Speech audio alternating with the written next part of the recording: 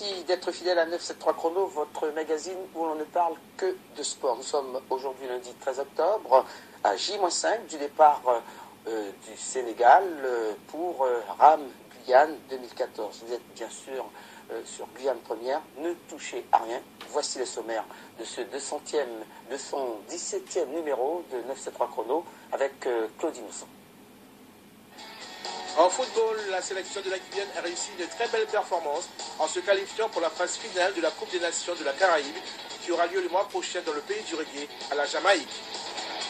À la Pointe Liberté à Tonat-Macoria ce week-end s'est déroulée la deuxième manche du championnat de Guyane d'équitation avec le concours de saut d'obstacles. Une compétition dominée par Jean-David Poké.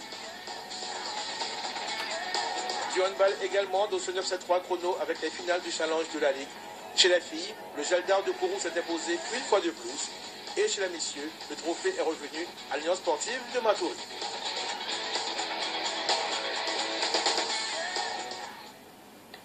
Merci Claude. Nous accueillons ce soir deux champions et vice-champions de France du concours de saut d'obstacles des dom-toms. Cela s'est passé pendant la période estivale. Nous en parlerons. Marie-Emmanuelle Penn et Xavier Petchy. Ils nous diront justement quels sont leurs objectifs pour cette saison. Restez avec nous, je suis sûr que c'est une discipline que vous devez apprécier également. Jean-David Poké a créé la surprise en remportant l'aide de classement du championnat de Guyane de CSO. C'était un concours de saut d'obstacles à la Pointe Buzaré. Cela s'est passé à Tonat-Macoria. Les clubs de l'élite ont également participé à cette épreuve. Voici le reportage sur des images de Nicolas Pouy. Nous sommes à la Pointe Liberté à Tonat-Macoria pour la deuxième épreuve de la saison. Il s'agit d'un concours de saut d'obstacles comptant pour le championnat de Guyane. L'épreuve concerne les amateurs 1 et 2, mais aussi les clubs et l'élite. Nombreux parmi les cavaliers sont ceux qui ont participé pendant l'été au championnat de France pour les dom-toms à la Motte-Breuvray. La préparation est au millimètre près. Le cheval est préparé par son cavalier ou sa cavalière. Il ne forme plus qu'un pendant la compétition. Parce que le 10, on se tient dedans comme ça passe gentiment. Pour réaliser une bonne performance, il y a un protocole à respecter, le repérage du parcours, qui se fait à pied par les cavaliers. Le saut d'obstacle est une discipline de plus en plus technique. Les foulées sont presque réglées en fonction des distances entre chaque obstacle. Ensuite, il fallait le plus vite possible car le meilleur temps est celui du vainqueur à condition de ne pas faire tomber la barre. Des points sont alors décomptés, c'est là que commencent les difficultés. À ce petit jeu, Xavier Petchy n'est pas très à l'aise. Aujourd'hui, il n'a pas trouvé le bon rythme avec son cheval Riverside, celui qu'il monte régulièrement en Guyane. Marie-Emmanuelle Penn n'est pas au mieux avec Nagano, qui fait chuter la barre à 2 reprises. Elle sera quand même dans cette compétition sur le podium. Jean-David Poké est le meilleur cavalier dans cette deuxième manche. Il remporte l'épreuve, montrant une fois de plus qu'en s'appliquant, tout devient possible. Amateur, c'est vraiment une volonté de la Fédération française de mettre en avant les galops 7, les galops expérimentés avec des chevaux de qualité qui proviennent de l'élevage local, mais aussi qui sont importés. On voit une qualité de chevaux assez importante qui évolue d'année en année. Et la hauteur des obstacles monte aussi. Quand on est aujourd'hui à 1m10, on espère l'année prochaine avoir des épreuves à 1m20, 1m25 pour se rapprocher des meilleures régions et du meilleur niveau. Après les podiums, tout le monde se prépare pour le grand rendez-vous de la saison, le Grand Caraïbe, dans une quinzaine de jours sur le terrain aménagé de la cité administrative régionale à Cayenne. Voilà donc pour cette deuxième manche. Satisfaite, Marie-Emmanuelle, de votre performance C'est une compétition, donc on ne peut pas toujours briller. Mais je suis assez contente pour cette manche, même si j'ai fait tomber 2 barres. J'ai quand même progressé et j'ai appris des choses. Alors, qui a le moins travaillé, Nagano ou vous? C'est plutôt moi. J'ai fait quelques erreurs et j'en ai payé le prix. Pour quelle raison? Manque de préparation? Oui, voilà. Concentration surtout. Ah, et pourtant, on vous a vu bichonner votre cheval. Oui. Mais voilà. Alors, On rappelle que vous avez réalisé pendant l'été de bonnes performances à la Motte d'Evron avec justement Antoine Dechambre, Théo Marseille et Yann Vidal. Racontez-nous un petit peu, on va voir les images justement de votre parcours. C'est bien vous? Oui, c'est moi. Donc racontez-nous un petit peu comment ça s'est passé.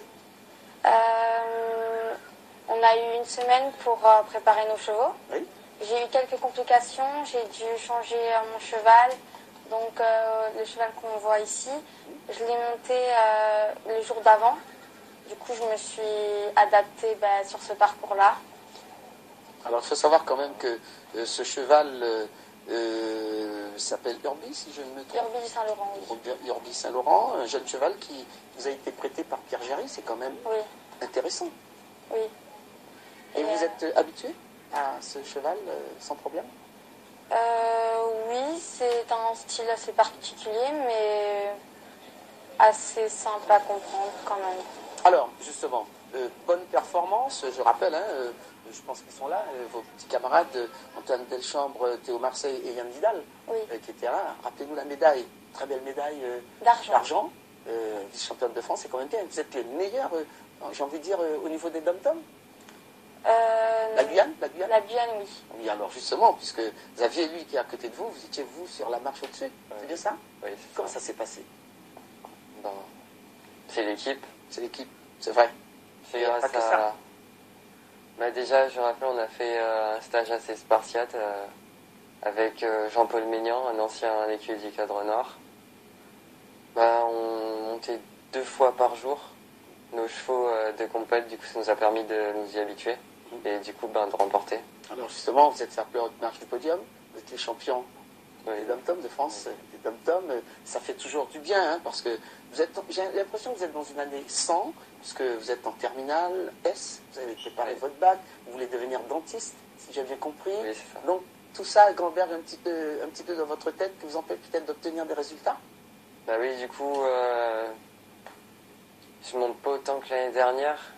J'ai mis un peu l'équitation de côté, mais ça m'empêche pas quand même de travailler mon cheval et d'essayer de remporter les compétitions. Qu'est-ce que ça fait d'être sur la plus haute marche du podium, Je rappelle que vous étiez en compagnie de Julie Lapaquellerie, Opel Olivier et Diane Will, quand même des personnes que vous connaissez bien. Bonne équipe. Quelle était la cohésion pour pouvoir justement être sur la plus haute marche du podium? Vraiment, on a partagé des super moments, puis on se connaît depuis un petit moment quand même, puisqu'on est dans le même club depuis au minimum 4-5 ans. Et ça va bien. Alors dans une dizaine de jours, il y aura un grand rendez-vous, le Grand Caraïbe. Vous y serez tous les deux, Marie-Emmanuelle, avec des objectifs. Je sais que vous avez eu de bons résultats l'an dernier. Oui, j'ai terminé 2 ou 3e au général. Deuxième, oui. Au général. Oui. Et vous allez manquer une marche pour la semaine prochaine? Oui. Et vous, très rapidement, Xavier? Moi, je pense pas que ça va être possible parce que, en fait, mon cheval, Riverside que je monte, oui, voilà. Je l'ai depuis 1 an, puis il est jeune au travail. Voilà. Donc, ça ne me permet pas encore de pouvoir emporter. Réaliser de bonnes performances. Je rappelle que vous aviez monté Cadry, propriétaire Jean-Thierry Marquis. Oui, c'est le cheval que vous avez monté en France. Oui, voilà. Merci en tout cas, restez avec nous, on va parler judo avec vous, Karim Keita. Alors,